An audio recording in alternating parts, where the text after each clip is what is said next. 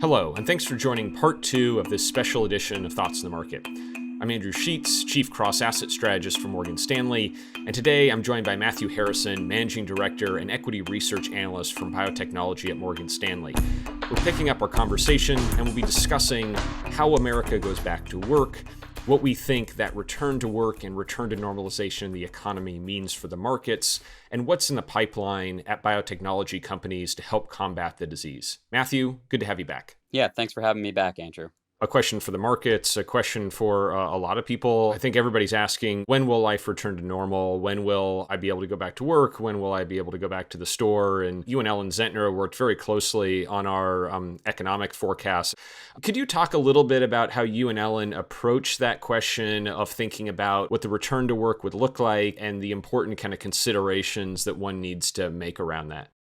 Yeah, it's not a question we've had to tackle before either. I think I sort of thought about it in three groups of things, obviously aided by the way Ellen and the economists, think about it, which is, so the first thing is, when do we get to peak? And so I define peak as when you start to see sustained declines in day over day new cases. Then the next thing is, and I think this is important to note, that on average, serious patients are in hospital or the ICU for about 21 days. And so, for that reason, mortality tends to lag peak cases by about 20 or 21 days. And so, the second thing is, I think it would be difficult for governors to dramatically reopen the states if the mortalities are continuing to climb. So, we added a 20-day window on the back of when we thought that peak was. And then the third key thing was about, okay, so once you're through that, what do you really need to do? Because obviously behavior may have changed and people need to feel comfortable going outside. You need something called serology testing, which is a blood test to find out who's immune. And then you need to have really beefed up the number of people in public health departments, because inevitably you're going to run into hotspots because people are mobile and the virus isn't going away. And so you need to be able to have that robust contact tracing effort to be able to find these hotspots and test the key people around that. So you can keep it from turning into, what we've had, which is a very severe outbreak. Interesting. So the peak in cases on the coasts might be this month, but the peak for the rest of the country wouldn't be until May. And then, out of abundance of caution and the fact that we're still not going to be sure exactly if the peak is behind us, that social distancing measures should remain in place well through May, even into June. Is that fair? I think that's right. Yeah. What we've called for is the coastal areas to peak in the next 1 to 2 weeks. I think you're starting to see that in the New York data. Though one of the interesting things is, if you look at the Italian data, they sat at the peak for about 10 to 12 days. And New York has a lot of the same characteristics given what you've seen with the outbreak. So I expect New York to sit at the peak for 10 or 11 or 12 days and then start to see that trend downwards. But the key thing here is that a lot of the interior regions of the country are 3 weeks behind in terms of when their outbreak started and the social distancing measures that they put in place. So our expectation is you're not going to see the full US peak until mid-May. And then, for the reasons I described, you're going to wait a little bit before putting people back to work, which is why we start seeing that in June.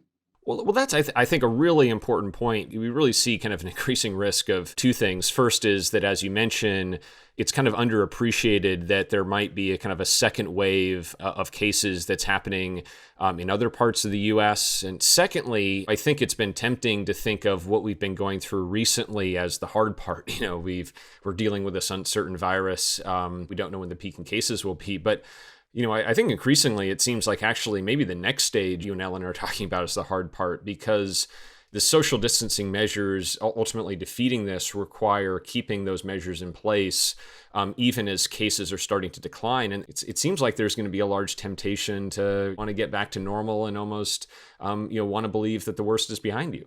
I would make 2 points. So the first is, and I think this is sort of becoming a consensus view among many experts, but the virus is likely endemic.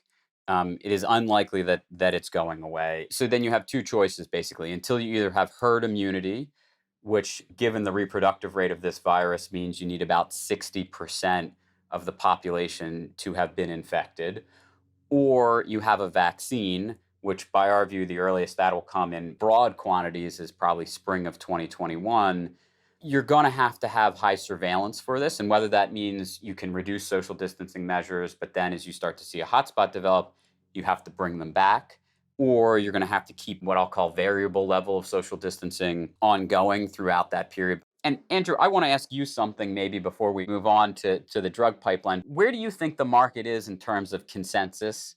What do you think the market is expecting in terms of when cases peak? And do you think they sort of understand this, what we'll call tough year or year and a half where there's going to be these variable levels of social distancing? Do you think that's baked in? I think that the market is really struggling with this issue because this is particularly acute because you're talking about, a second quarter in the US that's going to be the worst second quarter in American history. But it's also a very sharp downturn with then a recovery afterwards. It's not going to be completely back to normal in the third or the fourth quarter, but relative to other economic downturns, relative to the global financial crisis, we think we'll be back to pre-crisis levels of production in about half the time that we were after 2008, 2009. So I think this explains the really huge swings that we're seeing, 3, 4, even 7% moves per day. I think what we are seeing is that those assets that are most sensitive to the functioning of the system, things like investment grade credit or volatility, some of the measures of short-term funding stress, those were the things that saw the most weakness initially as people really worried that the financial system could adapt to this shock, but are probably going to heal the most because that is where central banks can provide the most direct support. Once you can at least see the other side of the hill, so to speak, you can, I think, be a lot more confident with investing in those markets. So, Matthew, my final question, which relates to your day job, for lack of a better word, your role as a biotechnology analyst at Morgan Stanley, is what is the biotechnology industry currently working on to try to combat COVID-19, and what are the different drugs or treatments that people should keep an eye out for? It's a good question. And I think one of the things that I've been highlighting that I think the market has also been missing a little bit is the depth of the drug pipeline and how that may aid a swifter recovery. So I'll lump it into sort of four things that are there. So the first group of things is drugs called antivirals. These are drugs broadly that if you get infected with a virus can help to stop the virus from continuing to spread in your body, which should hasten your recovery. The key drug called remdesivir, where we expect data in mid-April. The second drug is a generic drug, the chloroquines, the anti-malarial agents that you've heard a lot about in the news. And they have a very large study that's being run by a cooperative group of universities where we'd expect data also in mid-May. The second thing is, unfortunately, a lot of the people that are dying from COVID are not dying from pneumonia or the virus itself, per se. What they're dying is from an overactive immune system. And so there are drugs which are anti-inflammatories broadly that people are trying. I think the key ones are these agents called anti-IL-6 drugs, which are used for cancer patients for the same issue. And so there's a bunch of studies ongoing for that to try and help people who have this overactive immune problem. The third area is using what are called antibodies to impact the disease. And this one is actually very interesting because when you get infected with a virus, your own immune system develops antibodies against the disease. And then if it comes back, you can reproduce those antibodies and fight off the disease. And so here, what the companies are trying to do is find the best antibodies against the disease, make them outside the body, and then give them to people such that if you were infected, you could get them, or if you knew you were going to be in a high-risk situation, you could get them ahead of time and not get the disease. And so the timeline for those are early summer. We'll probably go into the clinic with those, and by the end of the summer have some data. And then obviously the final thing, which is what I've highlighted, is what you ultimately need to deal with this is a vaccine. We expect data probably early summer. And, we ultimately think you're going to need a lot of companies because you're going to need to produce billions of doses of this vaccine, which is going to require the scale of multiple companies. So timeline there is probably sometime in the spring of 2021, assuming everything goes to plan, is when you could have a broad vaccine available for commercial licensure. Interesting. Thanks, Matt. So indeed, I think kind of tying this conversation together, maybe the market is underestimating the difficulties and the challenges of getting back to work. but also underestimating some of the many things that are currently in the works and in the pipeline that could help mitigate and fight the disease as we go forward into next year. Exactly. Thanks for the conversation, Andrew. Thank you, Matthew. Great to talk to you.